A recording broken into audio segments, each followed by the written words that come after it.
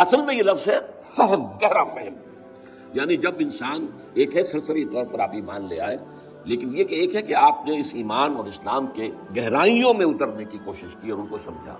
ایک قرآن کو سرسری طور پر سمجھنا ہے، جیسا کہ میرا کتاب کا جو ہے مسلمانوں پر قرآن مجید کے حقوق، اس میں ایک چیپٹر ہے تذکر اور تدبر.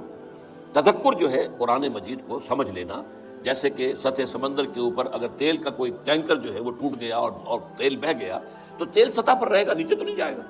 تو قرآن مجید کا اصل جو نصیحت ہے، اس کا جو لیسن ہے، اس کی جو ہدایت ہے، وہ سطح پر ہے.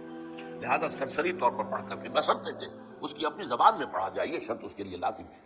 محض ترجموں سے تو کچھ حاصل ہوگا بہت کم، انسپریشن حاصل نہیں ہوگی. لیکن یہ ہے کہ آپ اپنی آنکھ سے اور قرآن کو اس کی اپنی زبان میں پڑھیں گے تو تذکر تو بہت آسانی سے آپ کو حاصل ہو جائے گا. وَلَقَدْ يَسَّرْنَا الْقُرْآنَ لِلذِّكْرِ فَهَلْ مِن مُدَّكِرٍ، 4 مرتبہ یہ چیلنج کے انداز میں الفاظ آئے ہیں.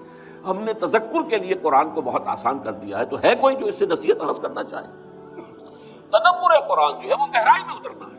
قرآن میں ہو غوطہ خن میں مرد مسلمان، اس کی بڑی کڑی شرائط ہے، تو پوری زندگی انسان اس کے اندر بسر کرتا ہے.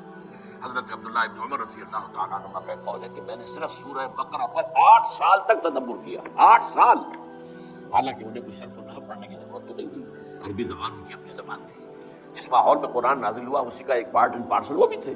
کوئی انہیں شان نزول کی روایات کی تلاش کی ضرورت نہیں تھی. تو تدبر جو ہے اس کا کچھ اور مقام ہے. تفقہ وہ در حقیقت اصل گہرائی والی بات ہے.